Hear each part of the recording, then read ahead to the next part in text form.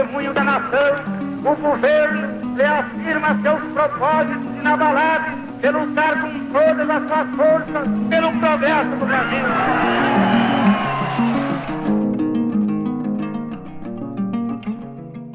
Seja bem-vindo a esse nosso novo módulo. Aqui quem fala é Cássio Moreira, sou professor de Economia, com pós-doutorado em História Política, e hoje a gente vai falar talvez do documento, um dos discursos mais importantes da nossa história, que eu classifico como a Carta Testamento de Goulart, ou seja, o próprio discurso da Central do Brasil.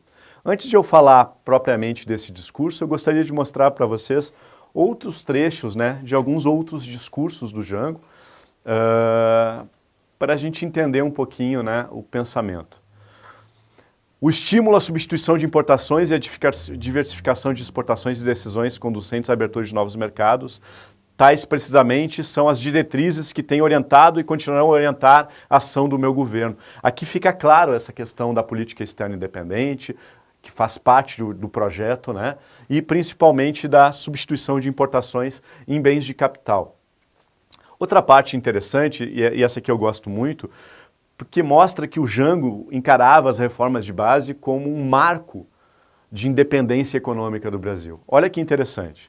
Estou certo de que os nobres parlamentares do Brasil, deste ano de 64, guardam fidelidade às honrosas tradições dos nossos antepassados, que, em conjunturas semelhantes da vida nacional, abre um parênteses, ele coloca a importância das reformas de base igual ou mais até do que a independência do Brasil, a abolição da escravatura, a proclamação da República, a promulgação da legislação trabalhista, tiveram a sabedoria e a grandeza de renovar instituições básicas da nação, que se haviam tornado obsoletas, assim salvaguardando o desenvolvimento pacífico do povo brasileiro. O desafio histórico repete-se outra vez. Agora a nossa geração é que está convocada para cumprir a alta missão de ampliar as estruturas socioeconômicas e renovar as instituições jurídicas, a fim de preservar a paz da família brasileira, abrir a nação a novas perspectivas de progresso e de integração de milhões de patrícios numa vida mais compatível com a dignidade humana. Então, independência, abolição da escravatura, proclamação da República, promulgação da legislação trabalhista e as reformas de base. Muito interessante esse trecho. Outra coisa, aqui falando um pouquinho sobre esse discurso, foi uma carta enviada lá em agosto de 64, o Jango já estava no exílio, mas mostrando um pouco da visão do Jango sobre o próprio golpe, enfim.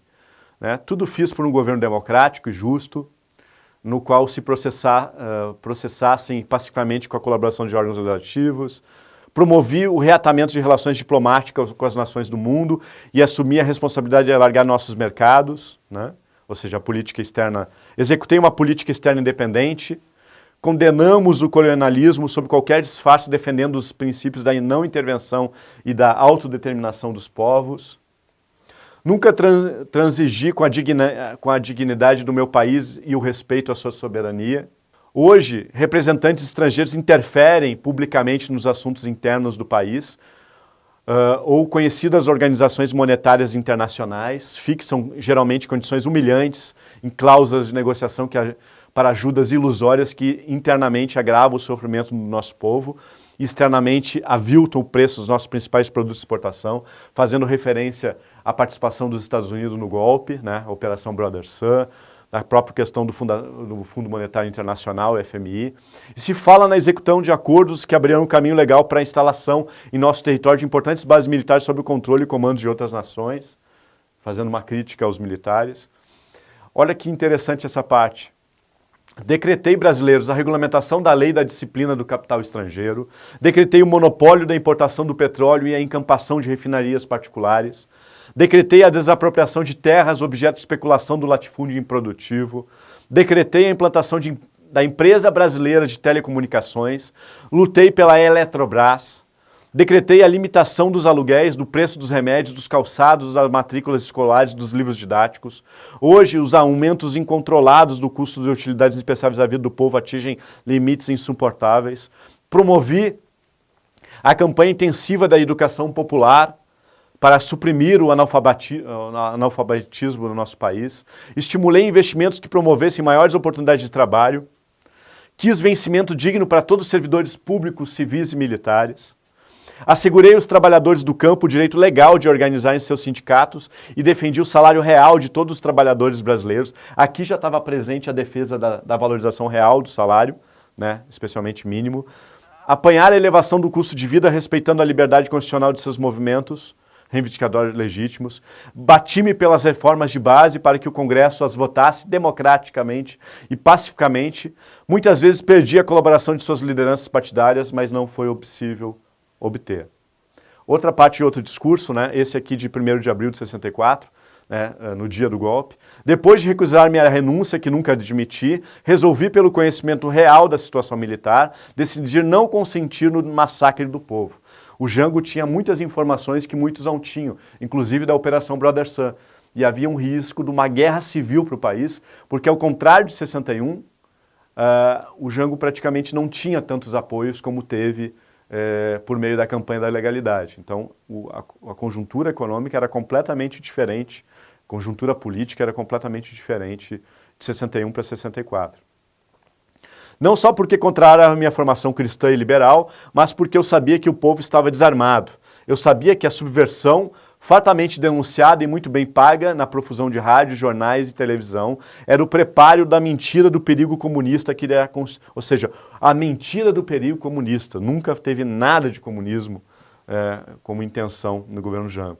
Queria constituir o ponto de partida para a concretização da quartelada, a fim de que assim pudessem esmagar as justas aspirações populares que meu governo defendia. Essa frase aqui é uma das minhas preferidas, né? Eu que tenho uma admiração muito, muito grande pelo governo João Goulart, pelo Jango, que é o nosso lema trabalhadores do Brasil, é o progresso com justiça e desenvolvimento com igualdade. Aqui, na minha pesquisa, eu achei no livro do Sherene Chese algumas falas que me fizeram bastante refletir por que o Jango não resistiu ao golpe de 64. Então, vamos a elas. Aqui, Raul Riff, né, que era assessor, a ideia que ele tinha presente, quase uma obsessão, era fazer um governo reformista, executar as reformas que ele vinha pregando há tanto tempo como ministro do Trabalho, como chefe do Partido Trabalhista, como vice-presidente da República por 2 vezes e na campanha eleitoral. Era um compromisso que ele tinha com o povo brasileiro e ele se sentia no dever moral, no dever político de executá-lo. Assim tratou de levar às práticas essas reformas logo de início, ao mesmo tempo que procurava restabelecer os plenos poderes, mostrando que essas ideias das reformas de base não era algo que surgiu lá no final do governo em 63, é algo presente nos discursos do Jango, desde a época como ministro do Trabalho, presidente do PTB antigo, enfim. Jango estava condenado a ser derrubado porque tinha iniciado, e acho que isso é importante, um processo nacionalista, independente e popular no Brasil. Um processo até certo ponto revolucionário, não no sentido marxista do termo. Era tudo dentro do regime capitalista, mas era um processo em marcha, reforçado pelas eleições, reforçado pelo plebiscito. O governo estava crescendo cada vez mais, com mais prestígio, mais audácia nas suas pregações reformistas. Eu mostrei para vocês aqueles pesquisas do Ibope que a popularidade do Jango só crescia, o PTB antigo só crescia. Tentou-se cortar esse processo com reforços financeiros na campanha eleitoral contra o governo. Sabe-se que o IBAD, e o próprio IPES também, deu dinheiro para os candidatos. A Embaixada Americana hoje, não é segredo para ninguém, contribuiu com 20 milhões de dólares para diminuir a representação política de Jango no Congresso. Tudo isso não deu certo, porque Jango crescia, o governo crescia o prestígio popular. Então era preciso cortar. Foi decidido e cortaram. Ou seja, o golpe de 1º de abril de 64 foi um golpe contra o trabalhismo. Conforme palavras do próprio Goulart no exílio. Então, por que o Jango não resistiu? Olha que interessante isso que eu achei na minha pesquisa. Se eu soubesse que iam fazer essas violências todas contra o povo brasileiro, eu teria resistido de qualquer maneira. Ou seja, o Jango não imaginava que a ditadura ia durar 20, 21 anos. Se ele soubesse que ia durar tudo isso, com certeza ele teria resistido, porque alguns acusam ele de covarde ou isso, aquilo. E não, Ele não resistiu porque ele acreditava que seria um derramamento de sangue. E olha que interessante. Conjectura-se que o presidente pode ter imaginado que seria como a queda do seu mestre político Getúlio Vargas, ou seja, um retiro para uma fazenda, uma espécie de exílio dentro do território nacional, para depois voltarmos à democracia prometida para 1966 pelos próprios militares golpistas. Tanto que alguns, como JK, Ulisses Guimarães, apoiaram, né, na eleição do Castelo Branco, enfim, apoiaram o golpe, de certa forma.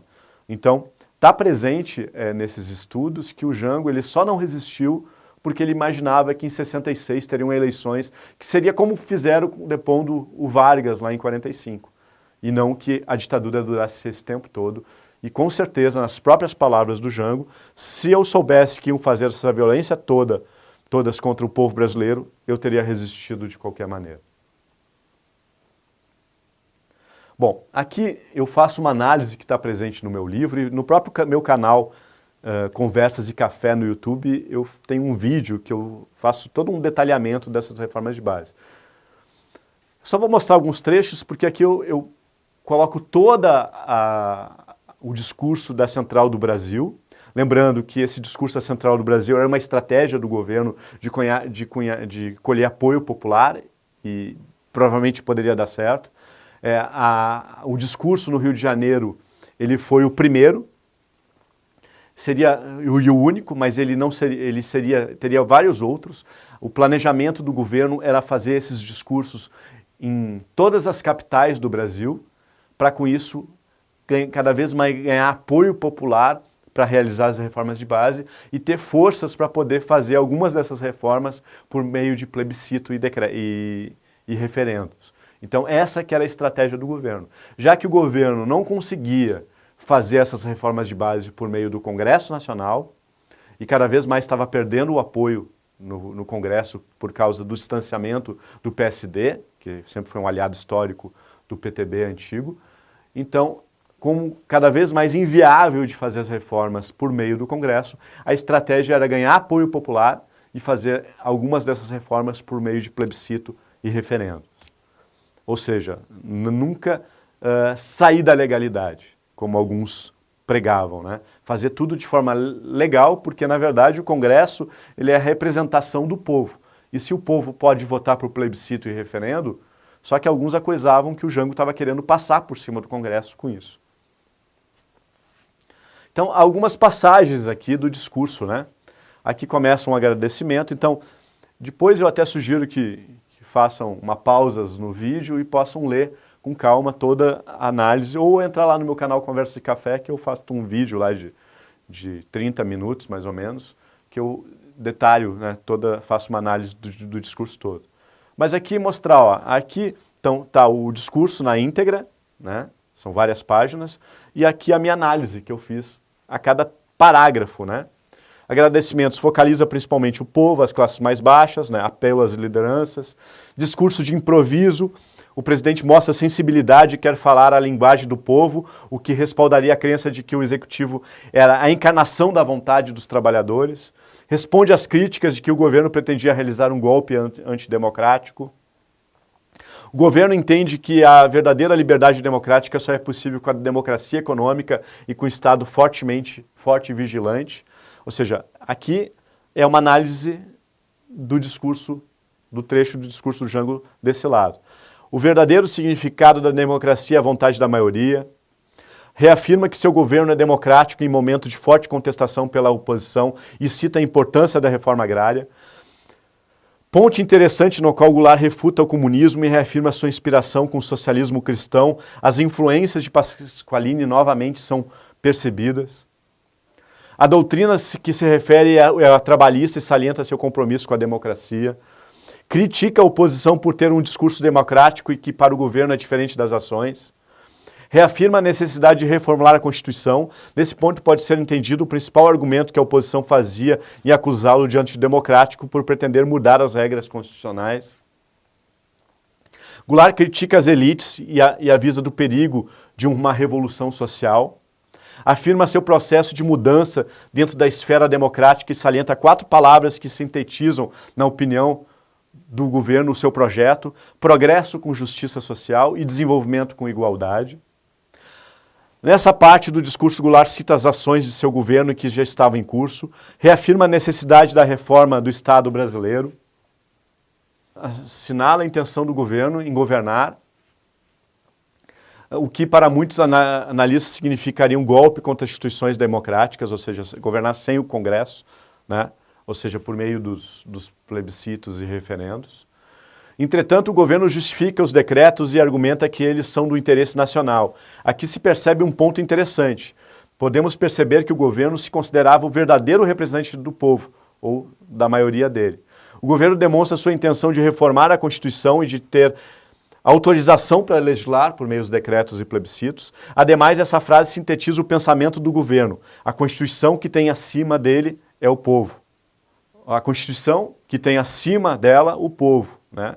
Ou seja, o povo, o plebiscito e referendo era um instrumento legal e democrático, porque ele, inclusive, o povo, o Congresso é a representação democrática do povo. E se o povo pudesse falar diretamente por meio dos plebiscitos e referendos. A preocupação com a população rural é constante no governo Goulart. Cita exemplos de países desenvolvidos que fizeram reforma agrária para continuar seu desenvolvimento. Mostra que a reforma agrária não significa o comunismo e que outros países parecidos com o Brasil já realizaram reforma agrária. Argumenta que a reforma agrária iria consolidar o mercado interno. A importância da reforma agrária para a estabilidade dos preços dos alimentos. Pode-se entender que essa reforma terá que ser conquistada pelo povo, portanto, visto que para o governo o Congresso não a realizará. O custo da terra elevado que seria diminuído com a reforma. A reforma agrária é apenas uma das reformas de estrutura, as outras também são necessárias para frear o movimento inflacionário. Nesse ponto, o governo não acredita mais em medidas ortodoxas de combate à inflação, e sim por meio de mudanças estruturais. Afirma que seu governo representa o povo, talvez influenciado pelo resultado estrondoso do plebiscito, e demonstra sua intenção de não pretender continuar como presidente após 65. O comício da Central do Brasil pode ser entendido como uma forma de pressionar o Congresso para realizar as reformas, tanto que ele fala da preocupação de uma revolução social se o Congresso não fizesse as reformas anteriormente. Uma espécie de ameaça à demonstração de força. Aqui Goulart mostra sua vontade de tentar realizar mudanças dentro dos preceitos institucionais existentes. Ressalta a luta do governo e o alinhamento com a política nacional desenvolvimentista iniciada no governo Vargas. Acredita na participação popular e de que o governo Vargas é a representação do povo, assim como seu governo representa Vargas. Há uma referência, uma idolatria do Jango pelo Vargas, isso é muito presente também nos seus discursos, nos seus documentos, como se a missão da vida do Jango era finalizar o projeto iniciado com Vargas. Ampliar a democracia por meio da reforma eleitoral, cita-se a reforma universitária e urbana, o tratamento igual do governo perante ricos e pobres no que tange a cumprimento das leis, né? Combate à sonegação fiscal, importância de um setor público bem remunerado para o governo, e ele começa a falar então sobre a reforma administrativa, não essa neoliberal que enfraquece o Estado e o país, mas sim uma reforma administrativa que fortaleça os servidores públicos, a estabilidade, o aumento salarial e a qualificação. Novamente, a doutrina trabalhista contra a especulação e a usura. O conhecimento das conspirações e principalmente a crença da defesa popular para o governo, ou seja, o Jango está ciente do golpe que está em curso, especialmente da participação americana. O governo acreditava ainda de ter uma parcela significativa das Forças Armadas, em especial sua base. Cita a reforma tributária, retoma a ideia de emancipação econômica, justiça social e progresso tão presentes na Carta Testamento de Vargas. Eu fiz a análise do discurso todo, né? Vale a pena, lá no meu canal Conversa Café, depois tem na íntegra o próprio discurso, falado e lido, os comentários. Espero que vocês tenham gostado desse módulo aí. Eu também deixo como base aqui, só para mostrar para vocês um pouquinho esses documentos aqui. Aqui é extremamente interessante ver a agenda governamental de 63, né? Janeiro, fevereiro, a quantidade de coisas foram feitas no governo Jango, março. O presidente Goulart sanciona com vetos a lei do Congresso Nacional sobre o Estatuto do Trabalhador Rural. É firmado no novo acordo comercial entre Brasil e União Soviética. O governo inicia a duplicação da pista da rodovia Presidente Dutra. O presidente João Goulart sanciona a segunda parte do plano de diretor da Sudene para o Nordeste. E aqui em outubro o governo tenta solicitar o estádio de sítio, que acaba sendo recusado. E aqui alguns trechos de alguns discursos, né? Inclusive alguns daqueles eu apresentei anteriormente, né? João Goulart e a conciliação democrática, tem discurso aqui de 55, de 61. João Goulart e os sindicatos, né? Discurso 53, março de 53, 54. João Goulart e a política externa, né? João Goulart e as reformas de base. Olha aqui, ó, 59, né? 62. Então, muito material mesmo, que foi a minha pesquisa. Eu li mais de 30, 40 livros sobre a época. Praticamente todos eu comprei, estão na minha biblioteca particular, né? O famoso discurso da Central do Brasil do dia 13 de março de 64. Tem inclusive uma entrevista que eu fiz com Carlos Araújo, né, que foi membro do PDT, lá no meu canal Conversa Café, falando um pouco sobre a história do trabalhismo, muito bacana também. Então, assim, muito material mesmo e é apaixonante pesquisar, estudar toda essa época. Então, no próximo módulo, a gente vai encerrar esse curso sobre o governo João Goulart e fazer as considerações finais. Até daqui a pouco.